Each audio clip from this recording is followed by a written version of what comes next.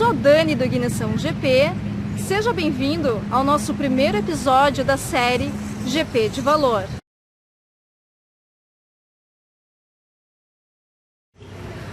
Hoje eu vou entrevistar o Vitor Massari, da Highflex. Olá, Vitor, tudo bem? Conte para nós o que você tem feito atualmente. Olá, Daniele. Olá a todos os espectadores. Primeiramente, gostaria de agradecer novamente aí o convite do Ignição GP, está contribuindo aí com a comunidade de gerenciamento de projetos. Me apresentando aí para quem não me conhece, eu sou Vitor Massari. Atualmente eu sou sócio-diretor da Highflex Consultoria, empresa de treinamento, coaching e consultoria em gerenciamento ágil de projetos. Então, Vitor, uma curiosidade minha e talvez das pessoas que nos assistem é por que você escolheu gerenciamento de projetos e como foi a sua jornada desde o início? Bom, a minha entrada aí no mundo de gerenciamento de projetos, ela foi no mínimo estranha, porque eu simplesmente odiava gerenciamento de projeto, simplesmente odiava. Eu via na figura do gerente de projeto o camarada do Microsoft Project, né? Então era o camarada que ia me encher o saco com prazo, ia lá me cobrar por que eu não fiz, por que eu deixei de fazer. Eu não conseguia ver na figura dele algo agregador, tá? Então tudo começou por aí. Ao mesmo tempo, eu era líder técnico, né, de equipes de TI. E quem trabalha com TI sabe bem como impera o universo do fazejamento, né? Que é o famoso, hoje eu brinco, né? Chamo de gerenciamento bumba meu boi, ou o famoso vamos que vamos, né? Tá certo? Então eu sentia falta de planejamento, de organização, precisava trabalhar de uma maneira mais estruturada. Aí um amigo meu fala, Vitor, olha, começa a se inteirar, quebra esse preconceito, estuda um pouquinho sobre gerenciamento de projeto, não é essa coisa radical que você acha que é. Tá bom, então vamos estudar. Então comecei a estudar, comecei a aprender, vi um conjunto de ferramentas, de técnicas, de processos, de sequência muito interessantes e que sem dúvida alguma iam me ajudar bastante. E de fato começaram a ajudar.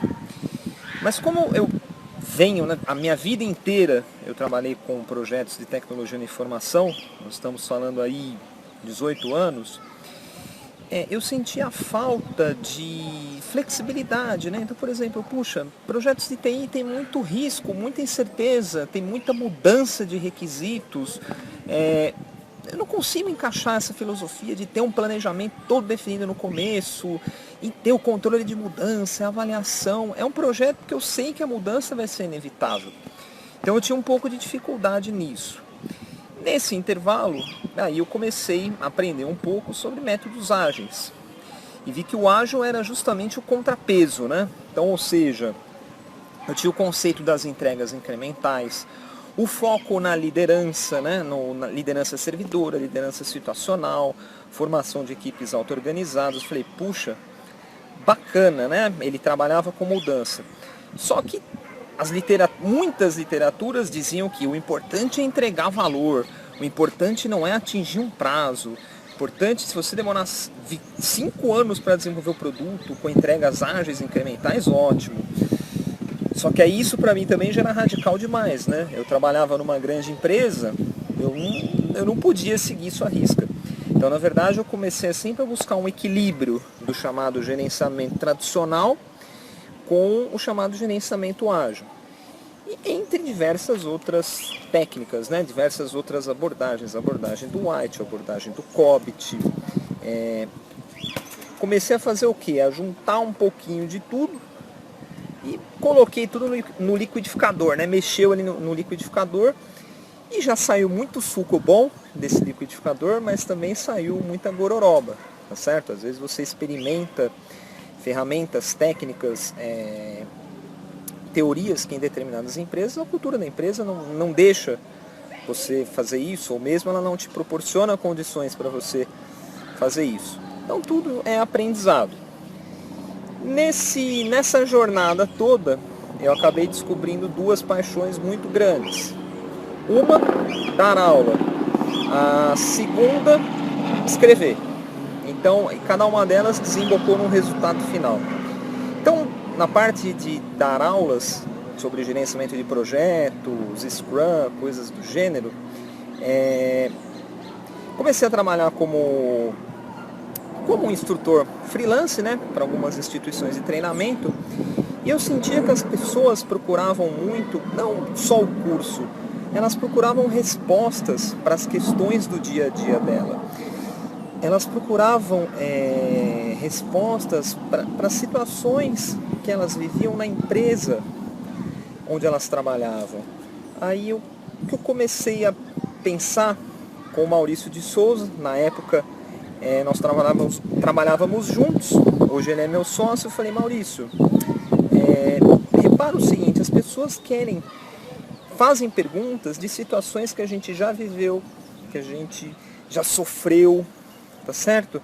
Então as empresas estão procurando por respostas. Por que nós não montamos uma empresa que ajude a dar estas respostas para as pessoas? Aí foi daí que nasceu a Highflex Consultoria, justamente com esse foco aí de orientar as empresas, fornecer treinamento, fornecer coaching, fornecer profissionais para ajudar as empresas a dar passos melhores, passos mais organizados, através de uma boa gestão ágil de projetos. Então essa é a paixão número 1, que é dar aula. Paixão número 2, que é escrever. Eu comecei a escrever um artiguinho curtinho, uma nota, depois um artigo mais longo, um outro artigo mais longo, defendendo tese. Quando eu acabei de perceber, acabei escrevendo um livro, O Gerenciamento Ágil de Projetos. Para quem não conhece, está aqui o livro, Gerenciamento Ágil de Projetos, da editora Brasport. Então, qual foi a ideia desse livro? Foi um apanhado de ideias que eu fui tendo no decorrer do tempo, mas a ideia inicial era escrever um livro preparatório para a certificação PMI-ACP, a certificação ágil do PMI. E quando eu escrevi o livro, ele ficou com uma cara de livro preparatório. E o que eu queria passar era uma mensagem para aqueles que nunca ouviram falar nisso, como se fosse um livro de receitas. Quais são as ferramentas e técnicas que eu posso ir aplicando passo a passo, numa sequência lógica?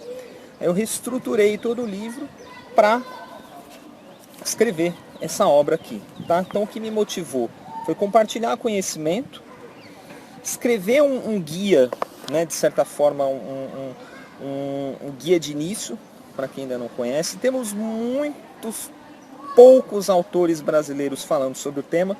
Temos literaturas lá de fora, mas aqui do Brasil poucas. Então isso me motivou a escrever o livro. Então vejam que interessante, né? Para quem odiava gerenciamento de projeto, gostou da coisa, experimentou, abriu uma empresa e escreveu um livro. Então você que tem esse preconceito, não seja preconceituoso, tá bom? Você com certeza vai tirar muitas coisas boas aí para você aproveitar na sua vida profissional. Agora vamos falar de valores. Vitor, quais são os valores que você insere na sua vida pessoal e profissional e por quê? Sobre valores, eu tenho um princípio de vida que diz o seguinte: eu tenho uma ordem de prioridade das minhas ações. Então acho que em primeiro lugar, um valor que eu incorporo é prioridade à minha família, tá bom? Independente às vezes do cenário caótico de projetos, pressão de clientes, prazos muitas vezes agressivos, em primeiro lugar vem a nossa família. Então esse é um valor, tá? Então mãe nós só temos uma, então vamos valorizar. E no meu caso eu tenho mãe, irmãos, esposa, filha. Então esse para mim é o valor número 1, é o foco número 1. Atenção, prioridade à minha família. Segundo lugar, a minha saúde. Então de nada adianta você estar nesse ambiente puxado de projeto e correndo e você esquecer de você, esquecer da sua saúde, né? Da sua saúde tanto física quanto mental, tá? Então uma dica que eu sempre dou não leve a vida tão a sério, né? As pessoas, elas levam a vida muito a sério. Principalmente quando fala em gerente de projeto, tem aquela coisa imponente, de gravata, que é um salvador da pátria. Nada disso, né? É uma profissão como outra qualquer, que você precisa estudar, ter conhecimento do que você está fazendo. É uma profissão que possui uma pressão muito grande, mas antes de mais nada, não se esqueça que você tem uma família e que você precisa cuidar de você, porque você estando bem fisicamente, mentalmente e espiritualmente, com certeza o seu desempenho profissional será muito melhor.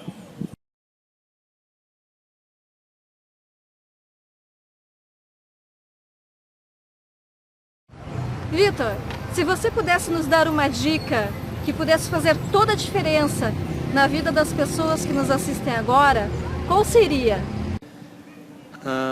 A grande sacada, na minha opinião, acho que são 3 itens muito importantes. Primeiro, antes de mais nada, pessoal, humildade, tá? Então, novamente, aquela coisa que o gerente de projeto é o salvador da pátria, é o todo imponente, gravatinha. Não, tá? Novamente, uma profissão como outra qualquer. Então, tenha humildade, porque você vai errar no meio do caminho, você vai aprender coisas novas no meio do caminho, você vai melhorar no meio do caminho, você sempre deve se cobrar. Como eu faço melhor? Como eu ajo melhor num projeto futuro? Tá? Então, humildade é o começo de tudo. Segundo, perseverança. Você errou, não desanima. Na próxima, você não erra. Tá? Utilize o erro como um aprendizado, não como algo para te desanimar. Então tenha muita perseverança. Em terceiro ponto, a terceira grande sacada, na minha opinião, é o estudo. Tá? Jamais deixe de estudar, porque sempre surgem novas teorias, novas literaturas. O mercado é muito dinâmico, tá certo? Então nós nunca podemos nos acomodar. Eu já sei tudo o que eu preciso saber para gerenciar um projeto de uma maneira adequada, para ser um bom gerente de projeto. Não. Você sempre tem que buscar estudos, novas certificações, entender novas abordagens, entender como você usa isso no seu dia a dia, tá bom? Então, em resumo, a sacada: humildade, perseverança e estudo.